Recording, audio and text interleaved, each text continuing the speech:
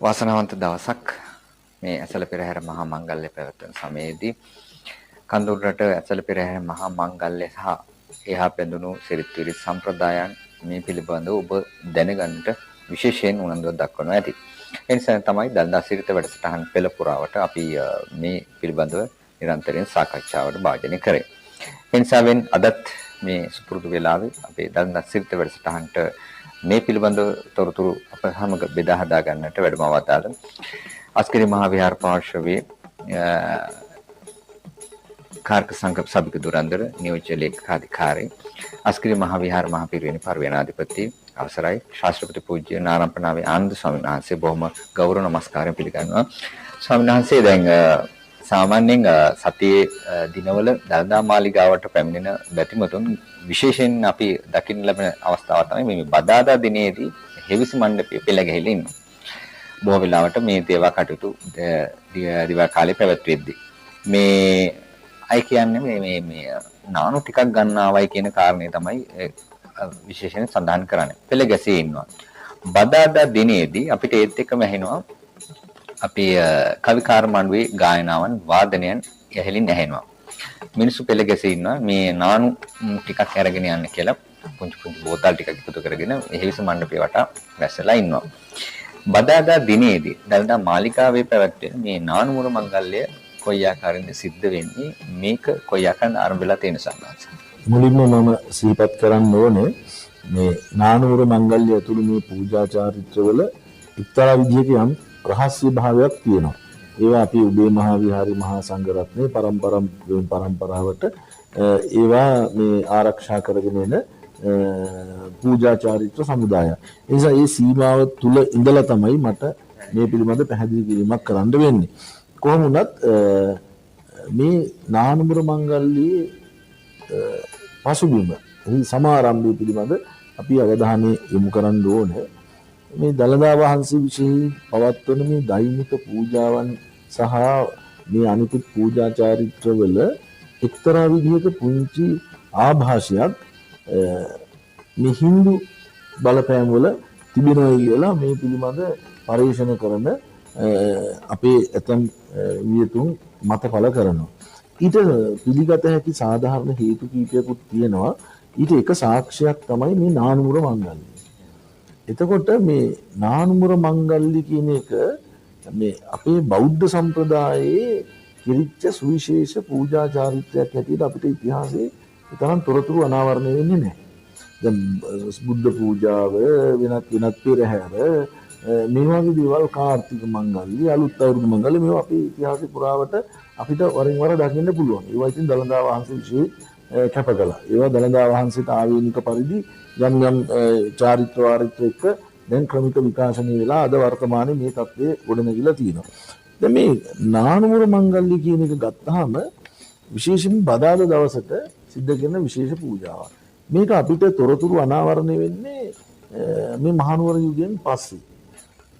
ඊට හේතුව මහනුවර හිටපු අපි දන්නවා පළවෙනි විමලධර්ම සූර්ය රජුගේ ඉඳලා රජවරු 5 දෙනෙක් අපේ සිංහල රාජවංශයට ඇතුළත් වෙනවා. කියන්නේ මේ සිහලදීපේ උපන් සිංහල රජවරු.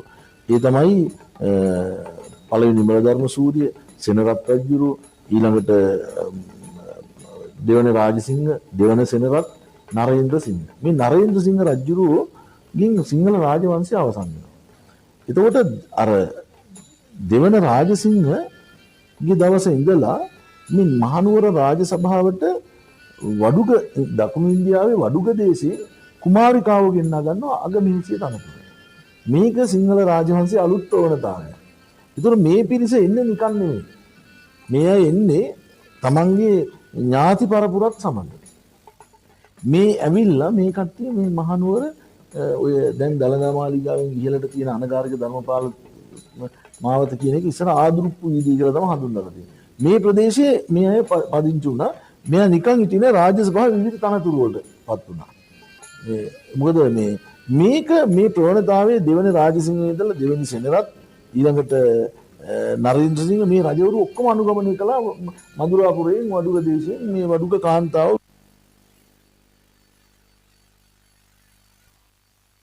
බලයක් නැහැට ගියා.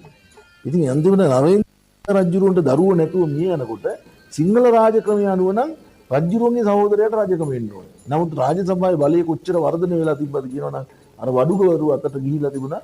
ඒ නිසා කන්දසාමි කුමාරයාට ඒ කියන්නේ අගමැතිගේ සහෝදරයාට රජකම දෙන තැනටපත් වුණා. මේකට අපේ උභය මහා විහාරයේ මහා සංඝරත්නය විරුද්ධ වුණෙත් නැහැ. ඒ නිසා මොකද ඔවුන් ඒ වෙනකොට බෞද්ධ ආගම වැළඳගෙන බුදුදහමේ ආభాෂය ලැබෙමින් කටයුතු කළා. ඒ නිසා හානියක් තර්ජනයක් තිබුණේ නැති නිසා. කෙසේ වුණත් මේ නිසා මොකද වුණේ මේ පත්වෙච්ච වඩුක රජවරු ඒ රාජාදි රාජසිංහ ශ්‍රී වික්‍රම රාජසිංහ කීර්ති ශ්‍රී රාජසිංහ මේ ආදී නරේන්ද්‍ර සිංහ මේ රාජාදි රාජසිංහ ශ්‍රී විජය රාජසිංහ මේ හතර දෙනා ශ්‍රී විජය රාජසිංහ රාජාදි රාජසිංහ ශ්‍රී වික්‍රම රාජසිංහ සහ කීර්ති ශ්‍රී රාජසිංහ මේ වඩුක රජවරු හතර දෙනාම උපතින් හින්දු භක්තිකයි. ඒ නිසා විශේෂයෙන් කීර්ති ශ්‍රී රාජසිංහ රාජසමයේ මේ දළදා මාලිගාවේ පූජා චාරිත්‍ර වලට යම් පමණකට හින්දු ආభాෂය ලැබුණයි කියලා මේ පිළිබඳ බලනකොට අපිට පසක් වෙනවා. දැන් උදාහරණයක් හැටියට මේ පාවිච්චි කරන පාරිභාෂික වචන ගත්තා. දැන් දළදා මාලිගාවේ තේවා කටයුතු සඳහා අතුල් මාලී යතු රැගෙන එන එක අපි කියන යතුරු පහින්ද කරනවා. දැන් මේ පහින්ද කරනවා කියන වචනේ මේ සිංහල වචනයක් නෙවෙයි. මේක දෙමළ සම්භාවයක් ඇති වචනයක්. ඒකට පත්තිරිප්පු කියන වචනේ මාලිගාව විවහාර කරන පාත්තිරිප්පු කියන දෙමළ වචනයෙන් තමයි මේ විදිහට ඇවිල්ලා පත්තිරිප්පු කියන වචනේ අපි විවහාර කරන්නේ. ඊළඟට කාලංචි ඔය තේවා කටයුතු සඳහා ගන්න මේ භාජනයක් ඒකට කාලංචි කියලා කියනවා. ඒත් මේ වගේ වචන ගත්තාම මේ වගේ රාශියක් තියෙනවා. මේවා යම් වඩුක ආభాෂයක් නැත්නම් හින්දු ආభాෂයක් තියෙන ඉන්සාම මේ නානුර මංගල්‍යයේ සම්භවය මේ හින්දු ආభాෂයෙන් ඇති උනායි කියලා යම් නමයි විශ්වාස කරනවා. මේ පිළිබඳ පරීක්ෂණයක් කරපු කුඹුරුගමේ වජිරහාමුදුරුවෝ උන්වහන්සේ දකුණු ඉන්දියාවේ ওই හින්දු කෝවිල් වලට ගිහිල්ලා මේ නානුර මංගල්‍ය පිළිබඳ පොඩි පරීක්ෂණයක් කරලා තියෙනවා. ඒතෙන්දි මේ නානුරයට ගන්න ඇතැම් පූජා ද්‍රව්‍ය මේ බොහෝ දුරට යම් සමානත්වයක් තියෙන බවක් තියෙනවා.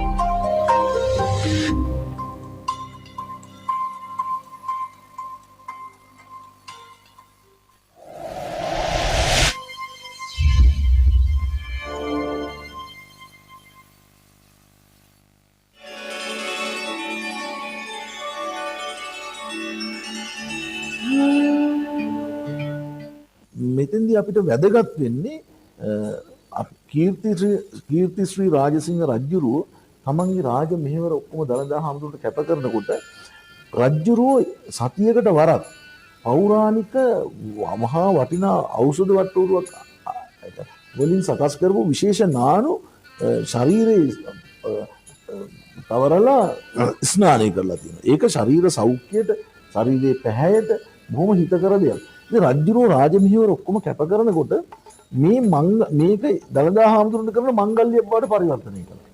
ඒ නිසා බදාදා දවසට මෙන්න මේ පූජාවක් හැටියට මේක සිද්ධ කරනකොට නානුවර මංගල්‍යයක් හැටියට සිද්ධ කරනකොට මේ වටා ගෙතිච්ච මහා චාරිත්‍ර සමුදායක් ඇති වුණා.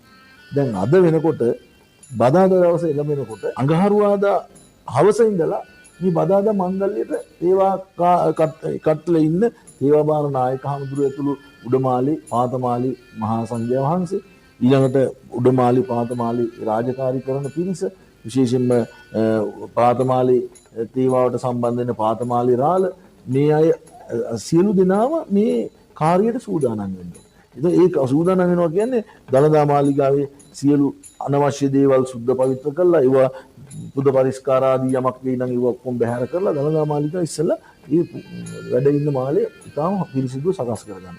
ඊළඟට පසුදා බදාදා දිනේ මේ නානුමර මංගල්‍ය සිද්ධ වෙන්නේ.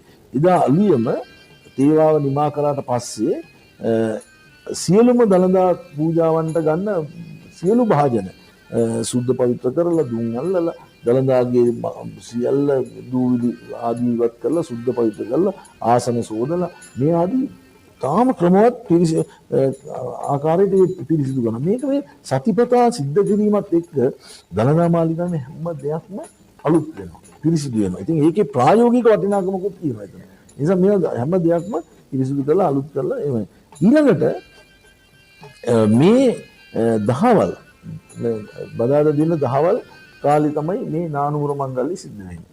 ඒතර මේ සඳහා හදන විශේෂ නානු වර්ග තියෙනවා. දළදා මාලිගාවේ මේ පෞරාණික වට්ටෝරුවකට අනුව මේ දළදා මාලිගාවේ කාර්ය කරන රාළ ගරු දියවැල්ලෙමතුමා වෙනුවෙන් ඒ අවශ්‍ය කරන නානු සකස් කරගන්න අවශ්‍ය පෞරාණික වට්ටෝරු වලට අනුව ඒ ඖෂධ වර්ග සම්පාදනය කරලා තියෙනවා. ඒ අනුව මේ දළදා මාලිගාවේ තේවාබාර නායක හඳුරොත් ඒ වගේම වට්ටෝරු වලත් විසින් ඒ නානු සකස් කරලා දවල් පූජාවට අවශ්‍ය කරන ඒ සියලුම පූජා භාණ්ඩ උපකරණ ආසනය මත තියලා සකස් කරලා එනවා.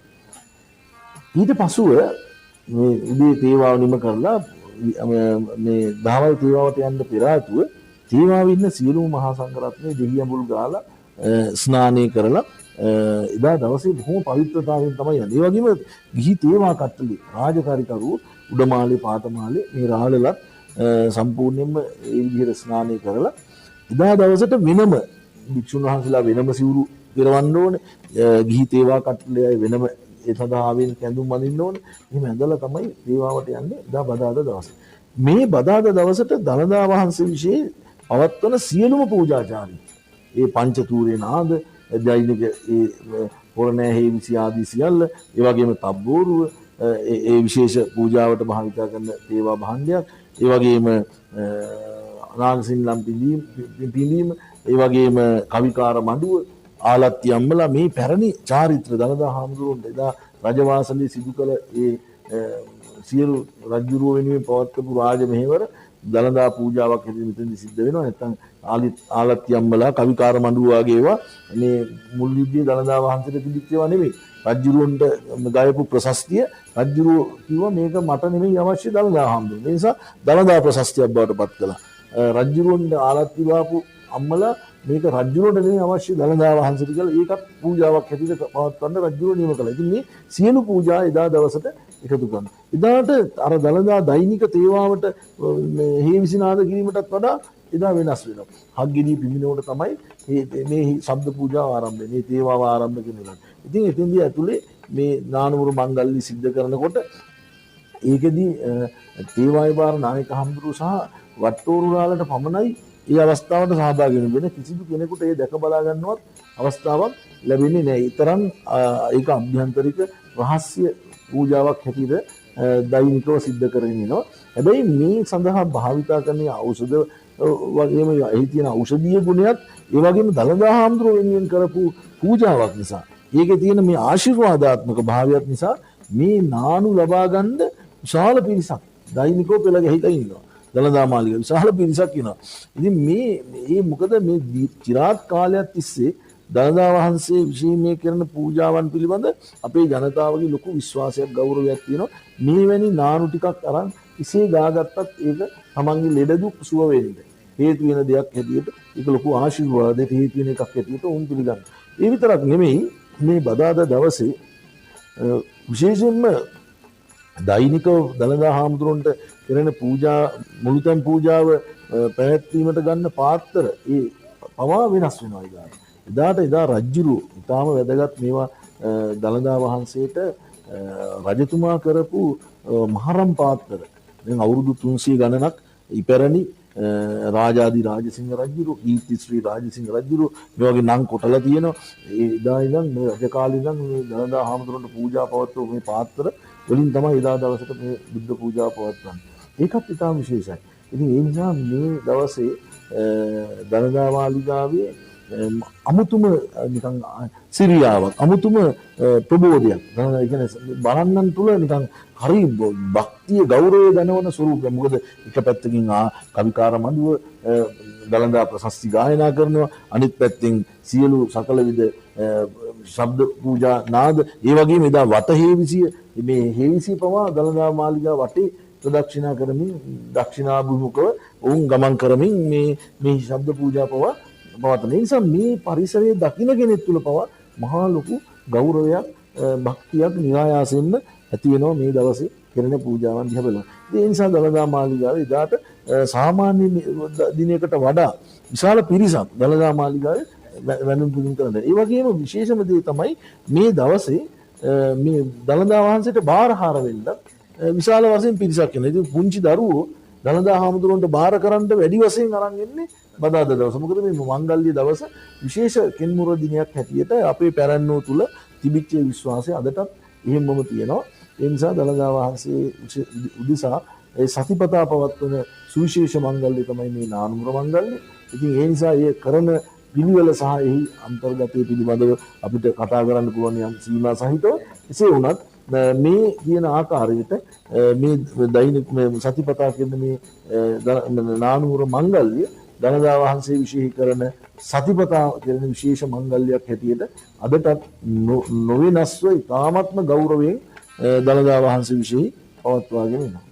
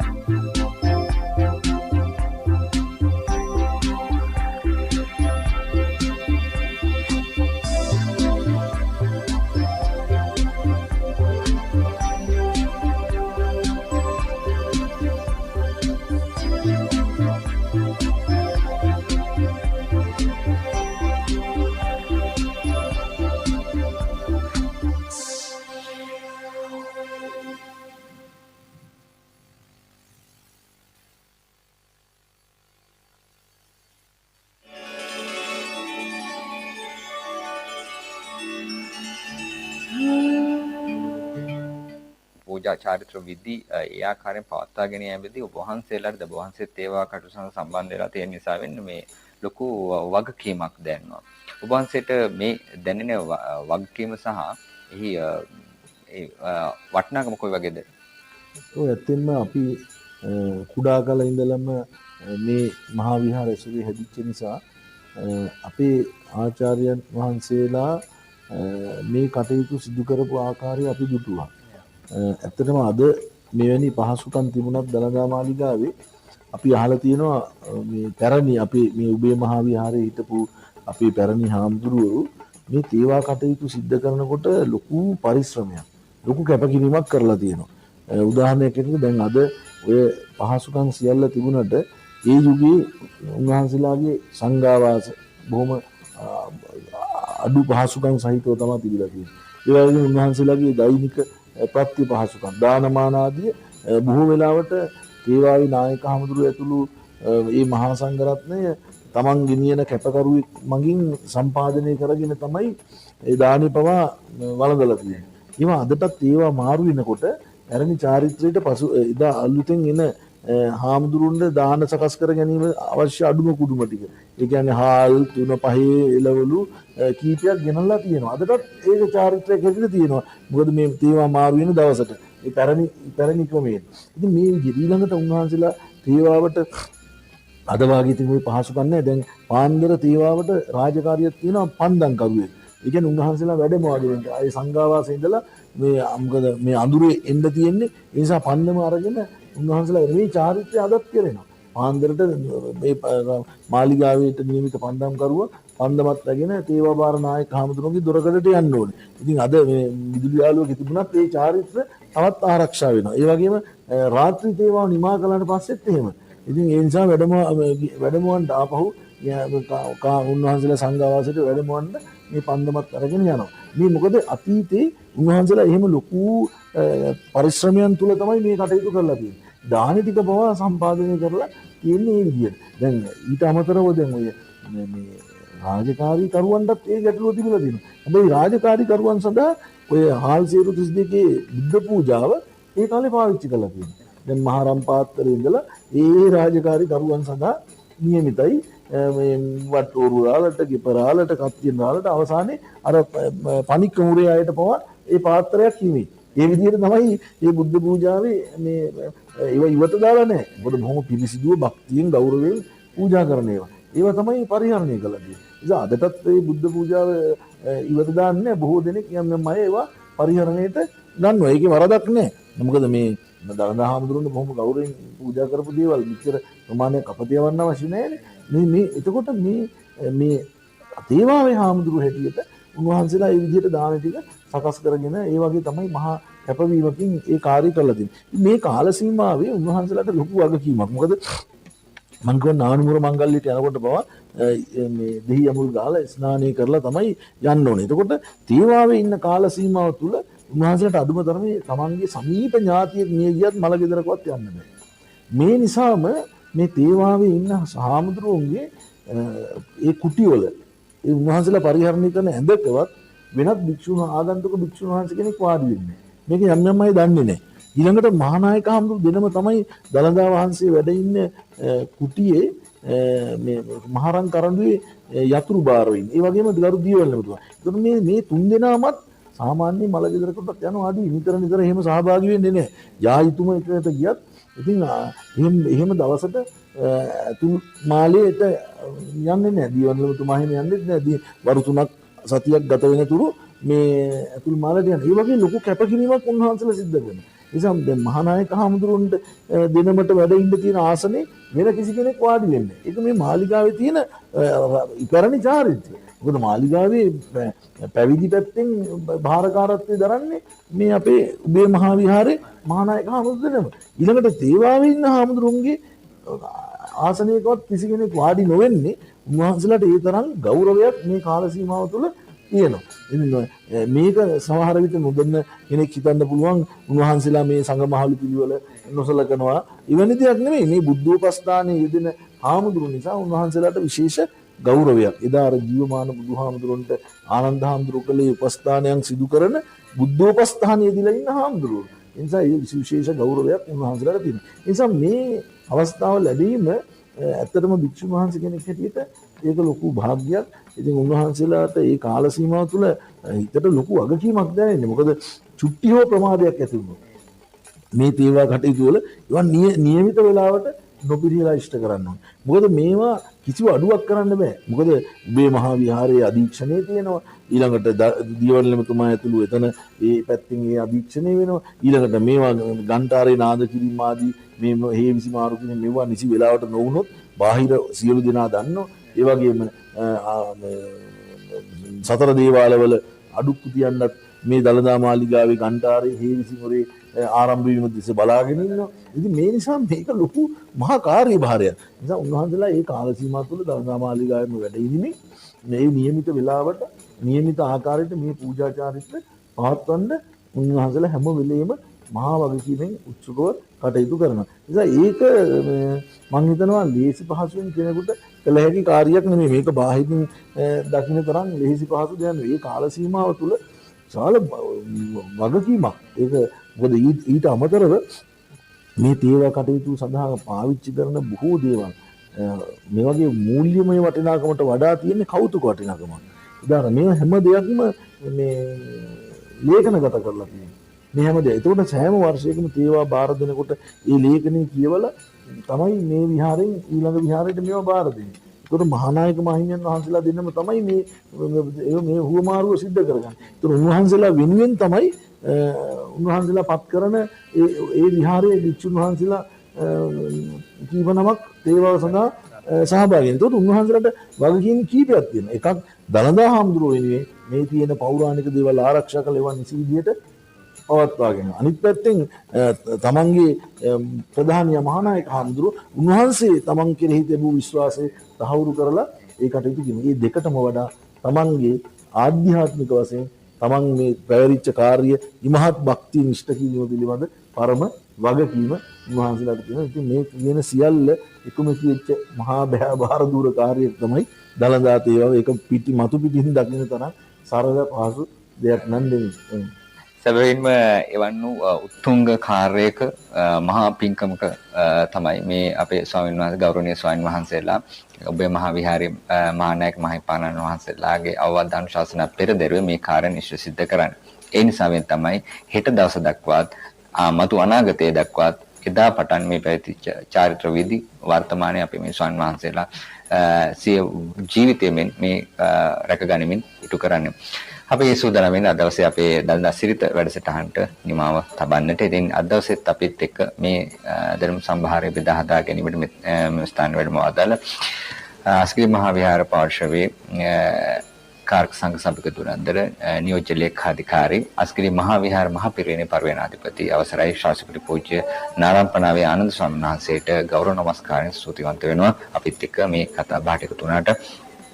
එසේනම් සමගන්න අවසරයි අපි යලිත් සුපුරුදු හෝරාවට හමු වෙමු.